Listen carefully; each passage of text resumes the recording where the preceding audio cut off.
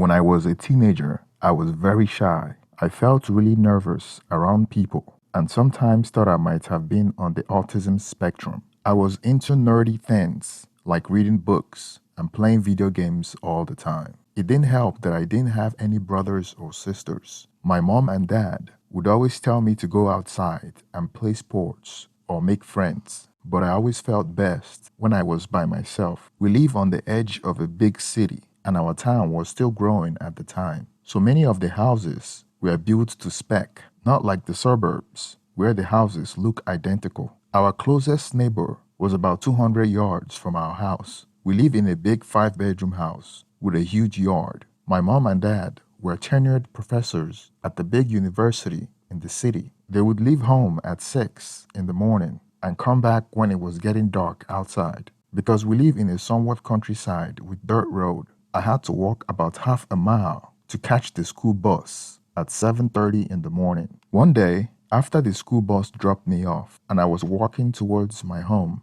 my neighbor pulled up beside me and asked if I wanted a ride. I found it a bit odd because my house was really close by. I still said yes to be nice because I recognized his car from seeing it at my neighbor's house. He also looked like my neighbor, and it was the first time I had met him. He said hello to me for the first time, and he seemed like he knew me better than I knew him. He mentioned that my parents talked about me a lot. They told him that I spent most of my time at home playing video games. He said he used to be a gamer too when he was younger, but now he likes outdoors. That was why he moved out here. He was around 35 years old at the time. Even though he offered, I didn't accept the invitation to come to his house for barbecue.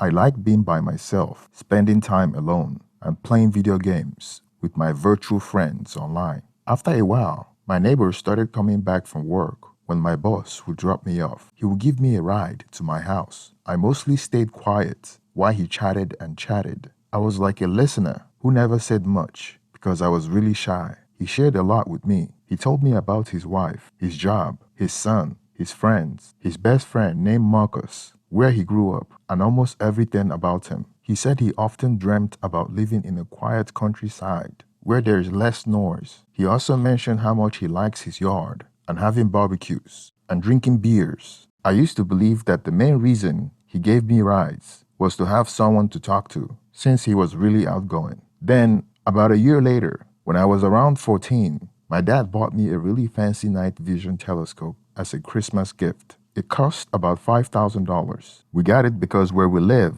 there's hardly any bright lights at night. We can see a big part of the sky filled with stars. My parents got the telescope so that I would have something else to look at apart from my computer. Since my room was upstairs, I put the telescope on my window and looked at the stars. I could see planets like Venus, Mars, Jupiter, and Saturn, depending on the direction I was looking or the location I placed the telescope around the house. But after a while, I got a bit tired of looking at the stars, so I aimed the telescope towards my neighbors' houses. Most of the houses are one story and had metal chain fences, so I could see into their yards and sometimes through their windows. I got curious about my neighbor, the one that would give me rides from school. In the evenings, especially on weekends, he would be in his yard grilling food, and his 3-year-old son would be playing around. He often had his friend Marcus visit. He told me about Marcus before, saying they worked together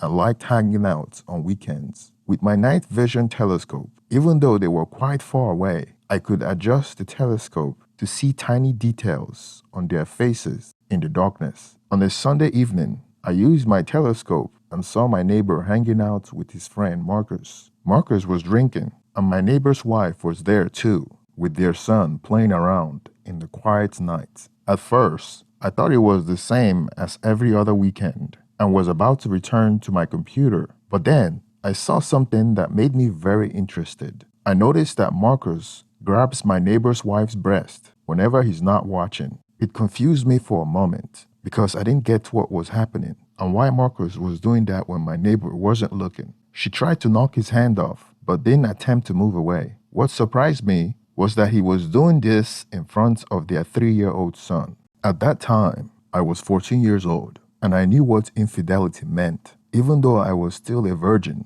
and not very good at social dynamics. I understood the situation I was seeing through my telescope. They had my full attention because he only touched her when the neighbor wasn't watching, like an erotic game between each other. Sometimes it could be as much as 10 minutes between when he touched her. So I decided to attach a recorder to the telescope and started recording what was happening. This went on until my neighbor went back into the house, and Marcus immediately got up, went straight to sucking my neighbor's wife's stuff. I was shocked. Back then, I wasn't into adult content, and that was as close as he got. He immediately returned when he heard my neighbor coming back out. I was surprised about the risk he was taking. What if he gets caught? And during that time, my neighbor's wife didn't attempt to stop him. It was like she was enjoying his games. I didn't feel remorse for my neighbor or anything like that at the time, even though I would consider him a friend as he had been giving me a ride for more than a year. I was just really excited by the whole situation.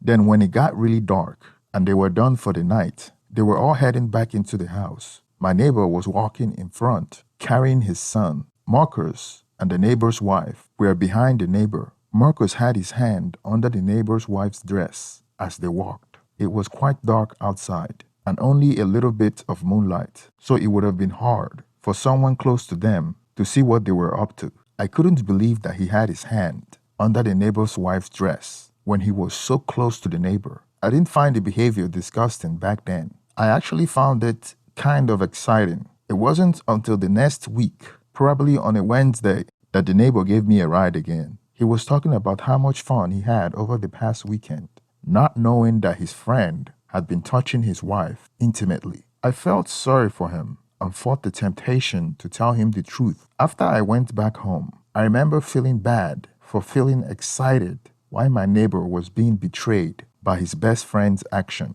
I told myself that I would find the bravery to tell him the next time I saw him. Luckily, the very next day he gave me a ride again. However, I wasn't really paying attention to what he was saying that day because I was busy thinking about how to tell him that his wife was involved with his best friend. I was trying really hard to find the courage to say it, but it was difficult. I remember him arriving at my house and waiting for me to open the passenger car door, but I was still trying to figure out how to tell him that his wife was being unfaithful. He saw that I was having a hard time trying to say something. I was just sitting there, feeling like I couldn't speak properly, like a confused boy. I was trying to talk, but the words didn't come out easily. He turned off his car engine and looked at me strangely. He asked me if everything was okay. Finally, I blurted out, "Your wife is having X with Marcus." Then I quickly opened the passenger door and ran away. I hurried to my door, unlocked it, and rushed inside the house. I went upstairs and looked out the window. His car was still parked on the road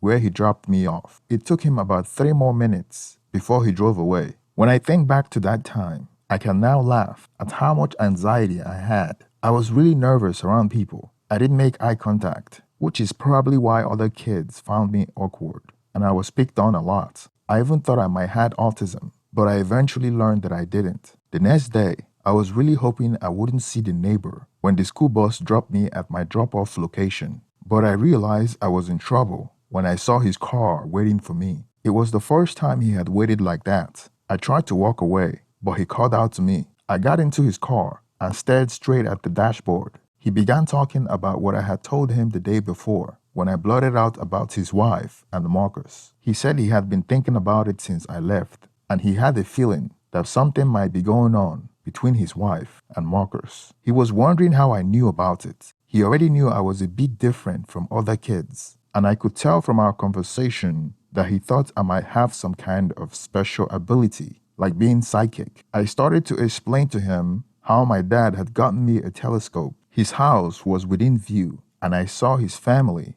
along with Marcus, in their backyard. That's when I decided to start watching them. That's how I saw what they were up to. But I didn't mention to him that I had recorded it because I wasn't sure if I would get into trouble for doing that. I was a really shy kid, very, very shy. And it didn't help that the things I told him made him really angry, upset, and animated. I wasn't certain if he was mad at me. He drove to my house really quickly, using bad words and saying he wanted to hurt his wife and Marcus. As soon as he dropped me off, he rushed away to his own house. I had already decided not to show him the recording because I was worried he might become violent. I didn't see him again for about 2 weeks. During that time, I looked through my telescope to see if I could spot him, but I only saw his wife and son. On the 3rd week, I was glad to see him, but he seemed different. He wasn't as talkative. He did let me know that he and his wife were going to get divorced. I didn't ask for more details. The next time I heard about the divorce was from my parents. They were friends with him, and they were discussing the neighbor's divorce. Luckily, my name didn't come up in their conversation.